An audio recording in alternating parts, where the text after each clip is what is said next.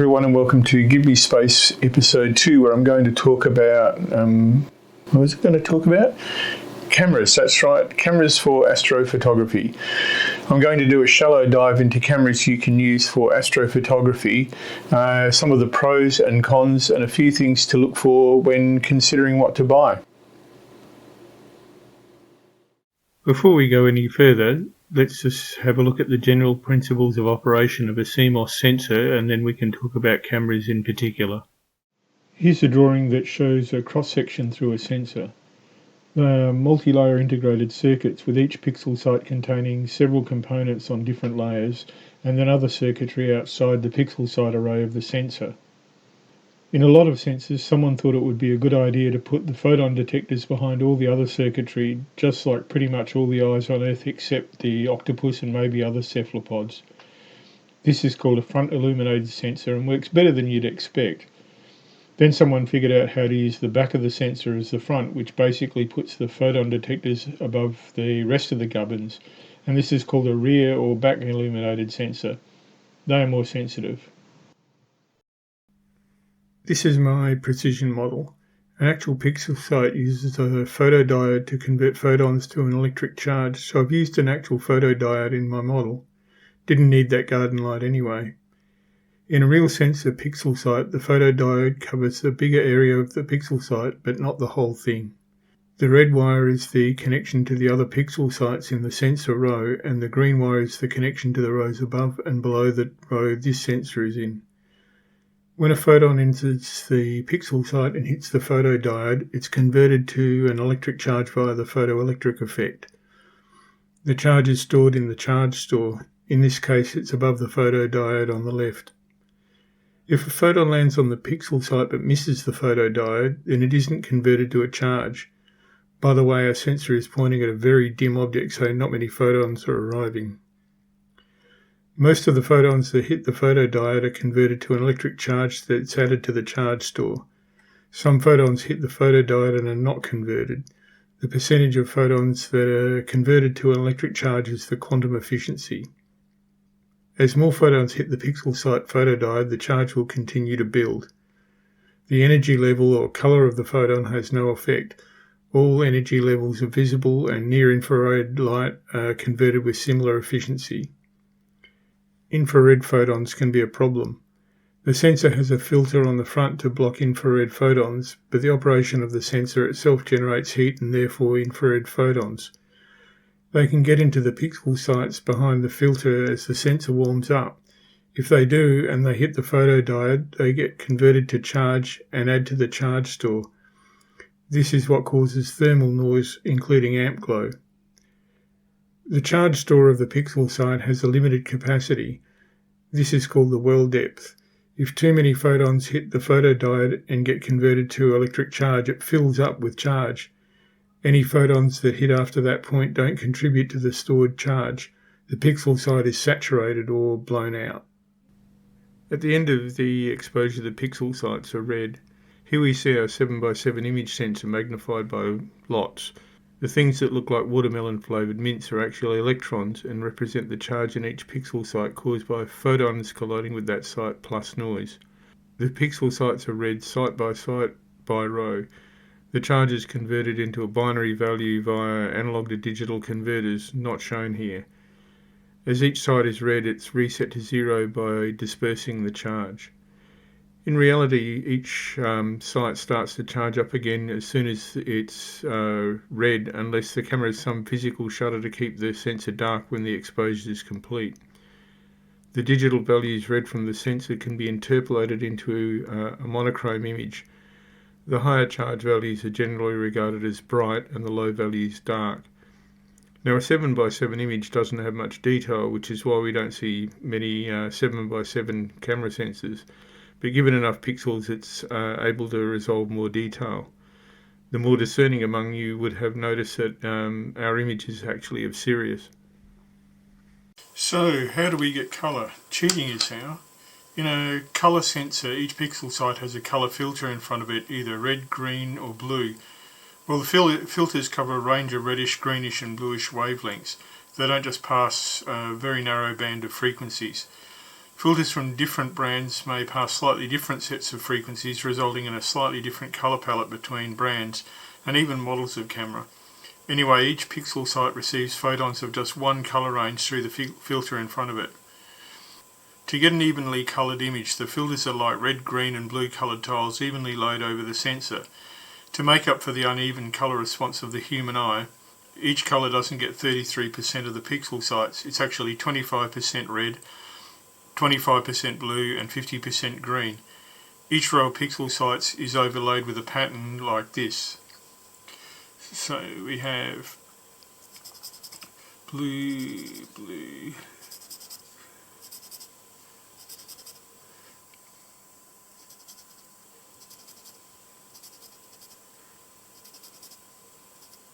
oops,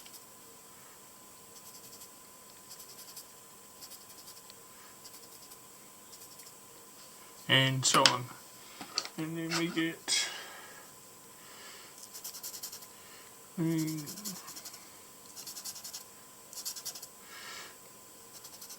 just think you get to watch me colouring in.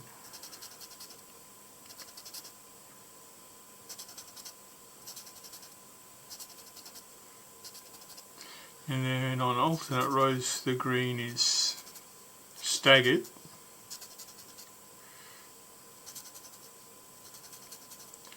Trying really hard not to stuff this up.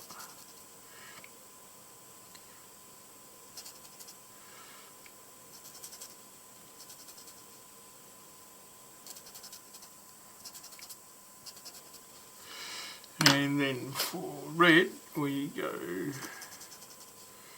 like this.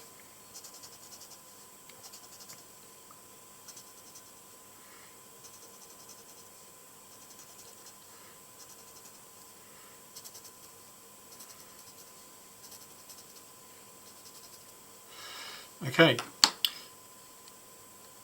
so there are different variations on this pattern which are collectively called Bayer patterns. The colour filter mask is called a Bayer mask. The process when the image is red of merging all this into a colour image is called demosaicing or debayering, and you might see the debayering term in some of the imaging software. Well, I hope you found that educational. Interesting to know how camera sensors work. Well, I think so at least. As far as cameras in general go, the biggest thing to understand is that there is no absolute best camera for astrophotography. You need to find what suits you, and to do that you need to start somewhere. I think the best approach is to get started with a relatively simple rig and then find out where that doesn't meet your needs, and then devote money and resources, well, money, resources, same thing, devote money and resources into fixing the problems that you actually run into. I know there's a temptation to research a lot and then buy what seems to be the ultimate rig, but you may find it doesn't actually suit what you want to do.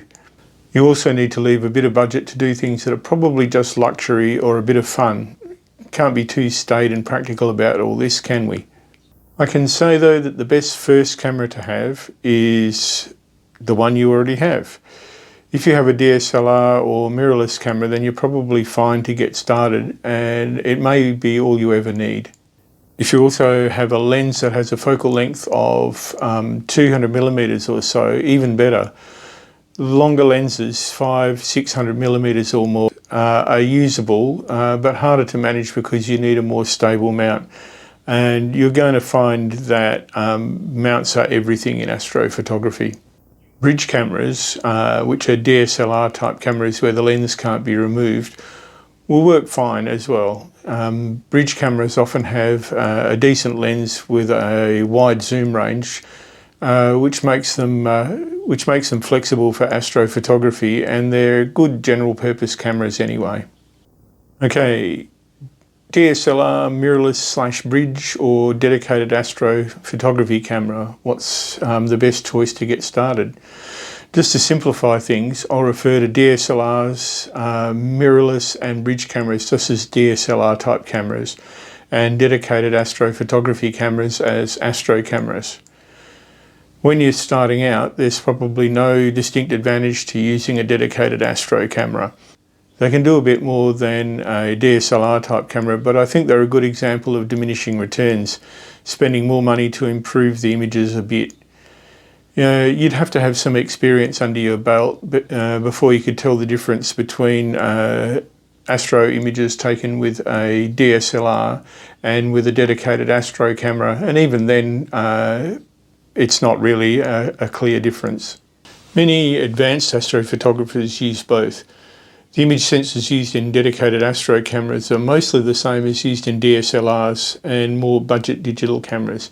In fact, DSLR type cameras often have bigger, more top-end sensors that you'll only find in very expensive dedicated Astro cameras. One disadvantage of a dedicated Astro camera is that they're not standalone. They need to be controlled by a computer, and that computer has to be risked outdoors unless you have an observatory, in which case you probably know all this. If you don't have a laptop or a mini PC you can use to control an Astro camera, you'll have to buy one, and that's going to add to your startup cost. Having said that, you're probably going to wind up getting one anyway, depending on how far you want to take this. To be fair, a disadvantage of DSLR type cameras is the choice of specialist astrophotography filters is limited and they're expensive. I mean, filters are expensive anyway, but ones for DSLRs are even more expensive. Astrophotography filters for DSLR type cameras don't fit over the end of the lens like normal DSLR filters. You have to take the lens off and they go directly over the sensor. The ones I've seen are called snap-in filters and fit over the sensor. They're normally tailored for a particular brand and model range of camera. You probably don't need any unless you live in an area with a lot of light pollution. Well, to get started, you don't need filters. In case you've seen videos about Astro-modified DSLR type cameras, they're interesting, but they're not a requirement. An unmodified DSLR type camera is going to do just fine. Okay, new or pre-loved. If you want to buy a camera for astrophotography, I'd look at the second-hand market. There are some good second-hand cameras to be had, and often with a lens or two as well. The lenses don't have to be top-notch to get a good result. I'd say that cheap camera lenses are generally better optically than a cheap telescope. If you want a camera for general use as well as for astrophotography, then just get a decent quality DSLR type camera if it comes with a longish focal length lens, up to about 400 millimeters. As I said before, a zoom lens will be fine. Also, don't worry too much about sensor size. Cameras with bigger sensors will probably allow better crops of the images, and the ones with bigger sensors and bigger pixels tend to be lower noise. My cameras have 1-inch and APS-C size sensors, so I don't know if full frame camera has any advantage. I've seen some references to full-frame cameras needing special requirements if you're going to attach them to a telescope. But bear in mind, with a decent camera and lens combination, you may never need a telescope if you're going to focus on averagey deep sky objects. If you're buying second-hand, try to at least power the camera on and take a couple of pictures with a lens on. Do this to check that it basically works and there are no problems with the image sensor, such as hot pixels or dead pixels. Features to look for. These features apply only to DSLR type cameras. I'll get into Astro cameras in a moment. There's a short list of features to check for. There are some excellent camera review pages on the internet where you can see the specifications and the reviews of even older cameras. A quick read of these will help you with your choice. I'll put the links to those down in the video description. There's probably more than the two that I mainly use, but these are ones I've had good results out of. Also, look at other astrophotography videos and see what those content creators are using and what they say about the cameras they're using. Okay, the key features. The most important thing you want is a good image sensor that produces low noise images in low light. Pretty much any good quality DSLR type camera will do that. Should support one of the raw image formats. I'll discuss that later. Long shutter speeds up to a minimum of 30 seconds, and a bulb setting if you can. Bulb setting is actually quite important. This allows you to keep the shutter open for as long as the shutter button is pressed. You need a manual focus capability, built-in intervalometer or time-lapse capability, or a remote control port or wireless remote capability. You don't want to touch the camera to take each shot. The ability to shoot video is nice, but it's not needed. If you're thinking telescopes and planets in the future, then add this to the list. The ability to create custom settings is nice if you're going to use the camera for non-astrophotography. You'll need to turn off just about every clever feature of a DSLR type camera for astrophotography. Things you don't need for astrophotography. You don't need any advanced focus capabilities such as the ability to track moving objects or shutter release on smile or something like that. Astrophotography is done using manual focus. You don't need advanced exposure capabilities such as multi-point exposures. In astrophotography, you use manual exposure settings because what you're trying to image doesn't meet the requirements of what a normal camera would expect. So if you set it to auto exposure, it just gets it wrong. If you've got a choice between a couple of cameras with same sensor specifications, but one's the basic model and the other one's the fancy model, if it matches the list of should-haves, then if you only want it for astrophotography, just get the basic model. Okay, obscure features. If you plan to attach the camera to a telescope, it needs to be able to operate the shutter with no lens attached. Some DSLR type camera bodies don't allow the shutter to be triggered if no lens is fitted, and a telescope doesn't register as a lens on these bodies. If you're looking at a long lens, it's useful to have a tripod mount foot on the lens itself. This helps with the balance of the camera on the mount, and that becomes really important if you're going to get a star tracker. And take it from me, you will need to get a star tracker. Software control. I discovered some of the common brands of DSLR cameras with an external connection port, such as a USB port. They can be controlled by some astrophotography software. My Sony RX10 has this capability, as do many Nikon and Canon cameras. An example of software that can do this is one called ECOS. I only just found this out, and I'll investigate further and I'll report back. Brands. The best brand is the one you already have if you have one. If you want to buy a DSLR camera for astrophotography, then I'd look at Nikon or Canon. I know I've got two Sonys, but if I were to look now for an astrophotography camera, I'd keep the Sony RX10, and the other one I'd buy a Nikon or a Canon, basically because the Nikons and Canons have greater availability of aftermarket bits and pieces. They generally meet the should-have list, and things like cables, adapters, even information about what settings to use on Nikons and Canons is much more common than for Sonys and any other range. You can also get a good range of lenses second-hand, and they're just generally decent cameras, and as you can see from videos on YouTube, they do a good job.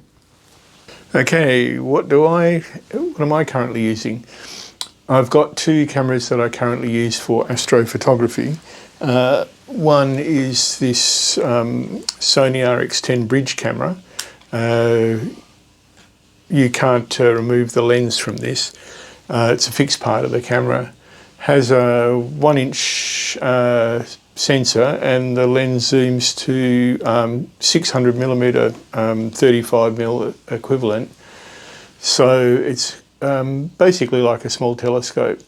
600mm tends to be too close up and personal for a lot of deep sky objects.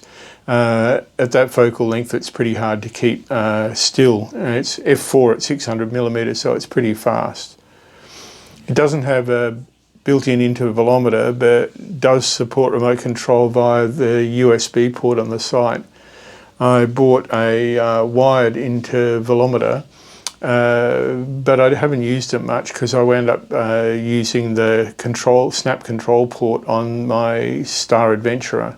I also found that there's a phone app that does time-lapse with the RX10 because the genuine Sony app doesn't.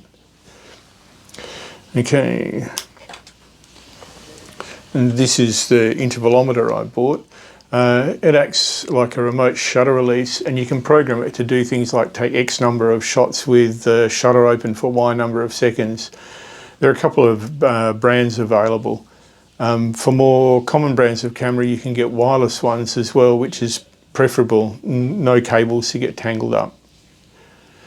Here's the best image from my RX10 so far. It's a stack of 14 90-second exposures of the Large Magellanic Cloud. The focal length is 100mm. By the way, this is a good beginner target if you're in the Southern Hemisphere, as it's naked eye visible and not seasonal. Depending on your latitude, it may set for a while at night and then rise again later on. Okay, I also have Sony A55. This is a DSLR with a removable lens. Wanted a camera I could attach to a telescope, and this was cheap at $120, and the review said it was pretty decent. Price included the camera, the lens, 2 batteries and a charger. I was able to get the T-ring. I needed to connect the camera to a telescope, but it was harder to find than Canon and Nikon ones. It can be remote controlled, but it's a proprietary port. It's not USB like the RX10, and it was harder to get a cable for. Strangely enough, I ordered a snap cable from Skywatcher for the RX10, but when it arrived, it had the older A55 connector on it. By the way, I'll talk about snap camera control in the video about mounts and trackers. I've not used this camera much, as I sold the telescope that I intended to put it on. It wasn't suitable for what I wanted to do at the time, and I don't have space to store a telescope collection, especially storing a rarely used 200mm Dobsonian. They take up a fair bit of space. So what can you image with a camera and lens but not using a telescope?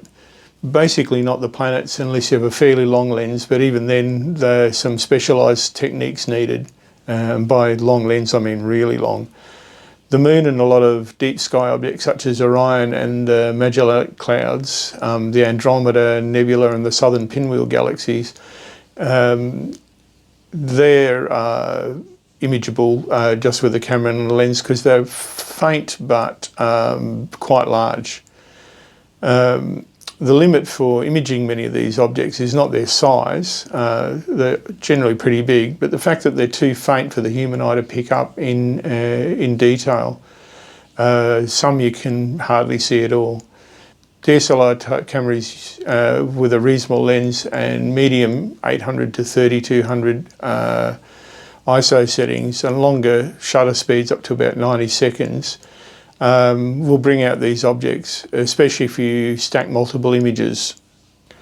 The internet and YouTube are full of inspiring images taken with cheap DSLR and a tracking mount, so it's possible to achieve a good result without sinking a lot of money into it.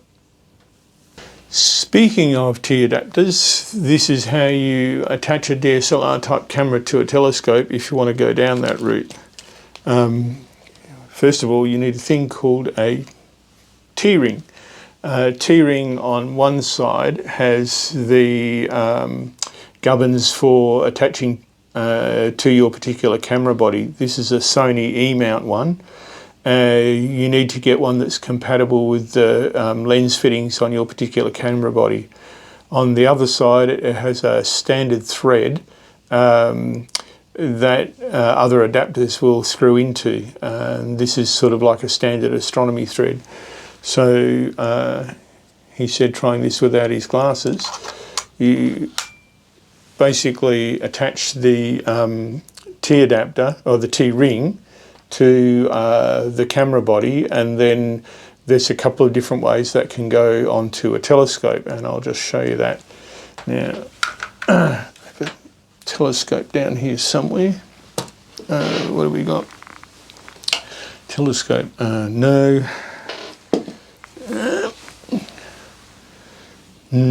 No.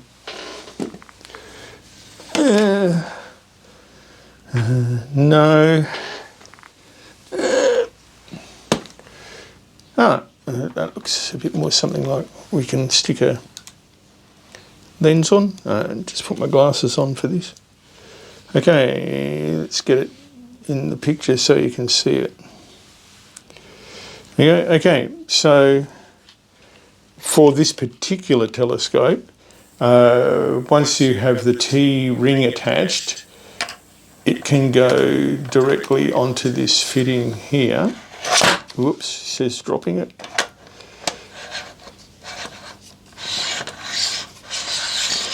Just screws right in there. Oops, having a hard time centering this. There we go.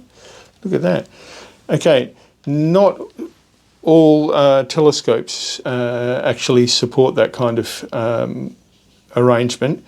It's more common to need another fitting called a T adapter that works in conjunction with the T ring. And what that does is it fits with, this is heavier than it looks. It fits in to where your eyepiece would normally go. Okay, the table's getting a bit cluttered here. So we have camera with T-ring, and then we have this guy which is called the T adapter.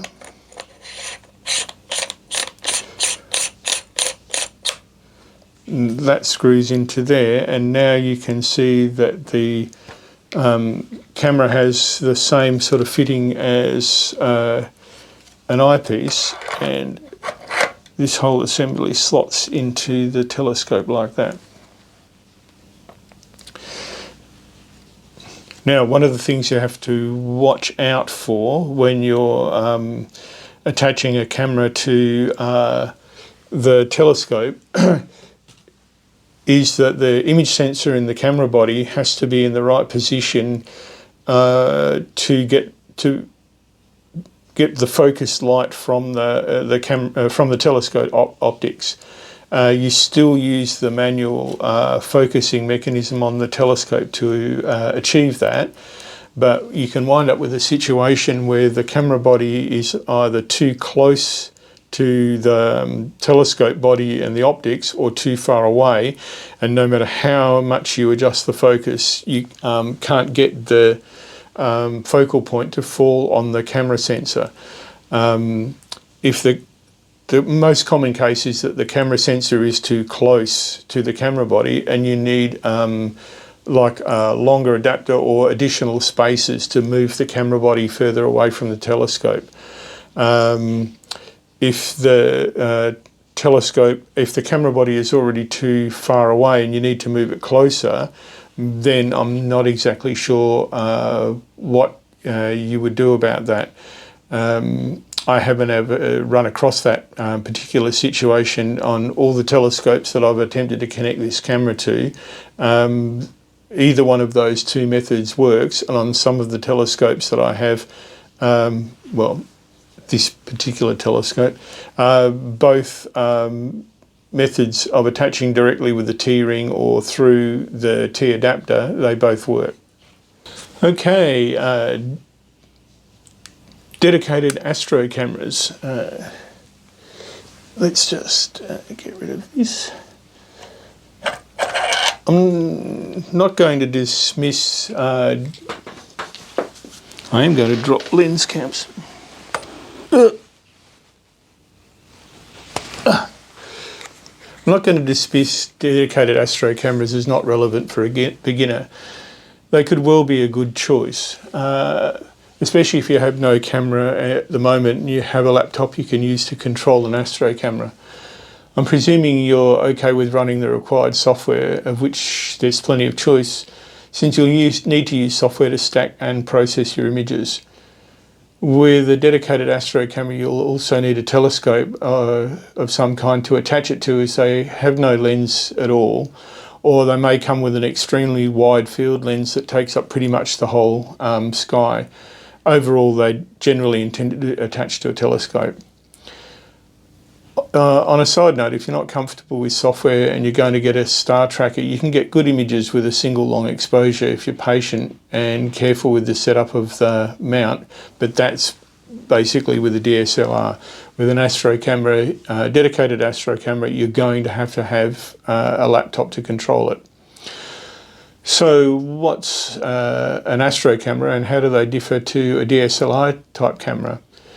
Basically the result of the fact that in astrophotography you don't use most of the functions of a general purpose DSLR type camera. With this DSLR you set the focus manually for astrophotography, you set the shutter speed manually, you set the ISO manually. You get the trend here. You only really care about the image sensor and the built-in circuitry that takes the picture and sticks it on the memory card. If that's the case, then why bother with all the other stuff that DSLRs have? Take the sensor and some support circuitry and stick it in a simple case. You're going to attach it to a lens of some kind, like a telescope, which doesn't need the camera to focus it or stop it down. Put on a port for power and a connection to a computer, and voila, a simple basic camera that can cost as much as a decent DSLR, but we'll come to the cost a little bit later on. There seems to be three basic types of dedicated Astro camera. There's the most simple called guide cameras, which can double as basic to medium capability Astro cameras. They tend to have a more specialised use that we'll cover in another video. There's planetary cameras, a name that implies suitability for bright objects like planets, and deep sky cameras, a name that implies suitability for fainter deep sky objects. These type of cameras tend to be made by specialist manufacturers, not like the main camera manufacturers like Nikon or Sony, although the mainstream manufacturers are offering DSLR type cameras factory modified for astrophotography now. We must be getting popular and getting noticed. For dedicated Astro cameras, think brands like ZWO, QHY, Player One, Svoboni, however you pronounce that, Altair and others you may never have heard of. They tend to use sensors from the bigger manufacturers such as Sony or Panasonic, so they don't have any special Astro camera magic in that particular sense. They're basically digital cameras specialised to be attached to a telescope and controlled by software. The smaller market means that dedicated Astro cameras are more expensive than DSLR type cameras, even though they do less, but that's not to say that they're useless. What to look for? Well, given I don't have a dedicated Astro camera, I don't really know. Unlike DSLR type cameras, the manufacturers tend to publish lots of detailed information to help you get confused when deciding what's the best option for you. This is helped by lots of confusing opinions on the internet, supported by confusing opinions on the internet. There is most likely to be a thread of consistency and correctness in there somewhere, but I haven't really teased it out yet. The basic thing is that most of the things you tend to look for in a DSLR type camera tend to go out the window. It's typical with Astro cameras to use lower resolutions, 8 megapixels or lower in some cases. The main consideration seems to be sensor noise and sensitivity. One curious thing I've found is with the planetary and deep sky classifications above. The main difference seems to be that deep sky cameras have built-in cooling for the camera sensor and that planetary cameras don't. The logic seems to be that deep sky objects use longer exposures than planets, and hence there's a greater risk of read noise occurring. This tends to be true, but when you look at the figures, the amount of noise reduction that cooling produces tends to be tiny. Unless you're working somewhere really dark, you probably wouldn't notice the difference. I've put a link in the description below to a video that describes the relationship between light pollution and noise reduction via cooling. The presenter, unlike me, actually seems to know what he's talking about in this regard. So given that the price difference between two virtually identical cameras is about 40% more expensive for the cooled version, I would say that cooling for deep sky imaging is not a requirement. It's nice to have. Cue the rampaging peasants with flaming torches and pitchforks. The other main distinction in dedicated Astro cameras is colour between OSC or one-shot colour. Do we need an initialism for everything? And mono, more accurately, grayscale. Speaking from lack of experience, the difference to me seems to be colour is easy to use, cheaper, and gives very good results. And mono is a lot more faffing around. You need more filters, more exposures, more expense with all the additional equipment that you need. The cameras themselves are more expensive, and you get somewhat better results, but not startlingly so. So for a beginner, I wouldn't be rushing out to get a mono camera and associated kit, but I do admit it'd be interesting to have one of each to compare. There also seems to be a few targets that you get better results with a mono camera and filters than with a one-shot colour camera, but I'm not planning to rush out and buy a mono camera yet. Okay, so we have my prop cooled camera to substitute for something I don't have and I probably will never buy. But I have recently acquired this little Player One Series M. This is a guide camera, 1284 by 964, so it's about 1.2 megapixel. You can take basic shots with it, but that's not what it's intended to do. And I'll talk about guiding in another video, because this is basically a guide camera. You can see on the back here we have the two ports. This is an ST4 guiding port, which you use for one particular type of guiding, and this is the USB 3 port. Looks a bit weird, but it's basically a USB 3 printer or scanner port.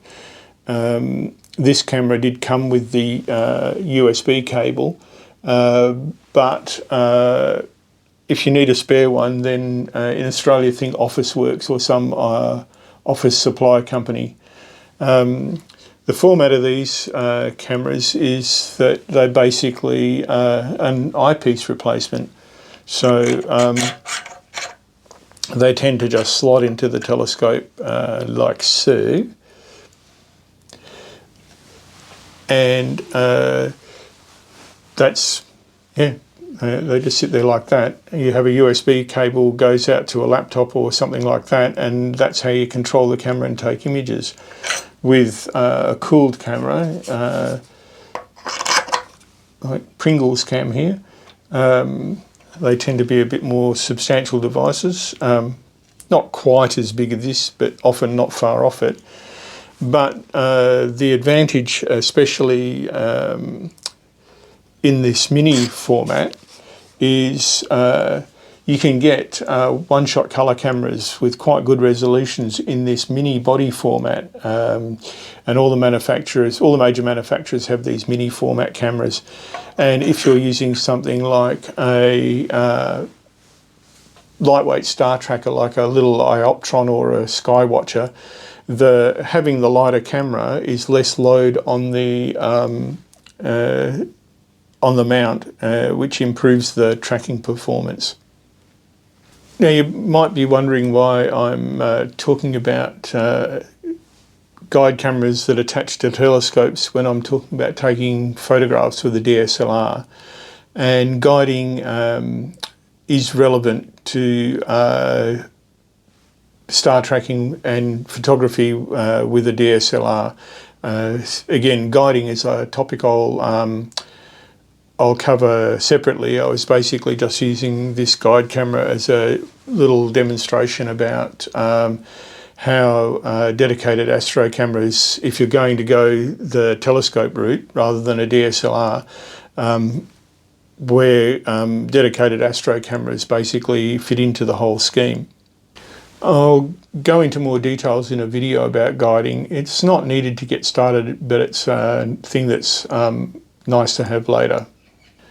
I think if I ever get a dedicated Astro camera, I'll put my money where my mouth is and get an uncooled colour one-shot colour. I'll keep you posted. So what I'm saying is that if you like the idea of a small dedicated camera for astrophotography and don't mind the overhead of needing a computer to run it, then go for it. I'd certainly like to give it a try, and if the funds become available, I'll get a planetary colour camera and try it as a general purpose camera. That is when I get a half-decent telescope to attach it to. Software and websites. If you want to see the effect of different lens camera sensor combinations, there's some sites on the internet which can do this.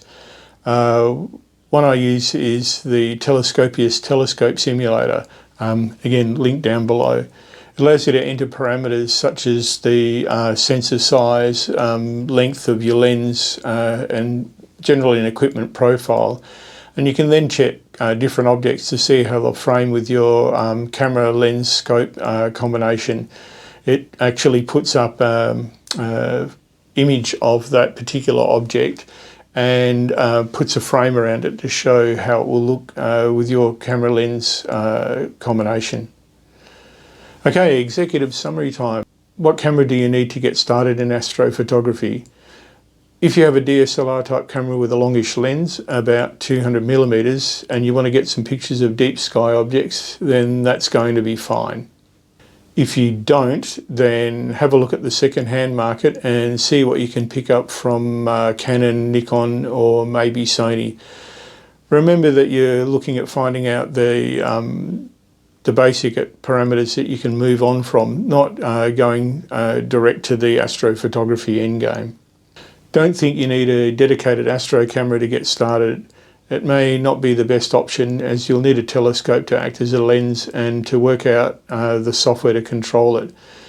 Dedicated Astrocam is not as much as a self-contained solution as the DSLR type camera path. Overall, the takeaway is get out there and do something. The moon, the Milky Way, anything. Take some shots. They may be good or they may come out terrible. This is how we learn. At the 7-month mark, I've made dozens of bad to mediocre shots, and I think I've taken one good one. Okay, the next episode will be mounts and tripods. Episode 5 is likely to be about accessories and the bits and pieces you'll need to make everything work together. Until then, keep safe and may your skies be clear, because mine certainly have not been. Oh, P.S. I'm thinking about doing some slightly off-topic videos about some out-of-the-city dark sky sites that I'm planning to visit in the future. We're gifted with lots and lots of very dark skies in Western Australia. For those familiar with the terminology, Bortle 1 sites. But you need to travel a bit to find somewhere where you can get set up and not get a session ruined by super bright truck lights or getting moved on from illegal camping by the council rangers.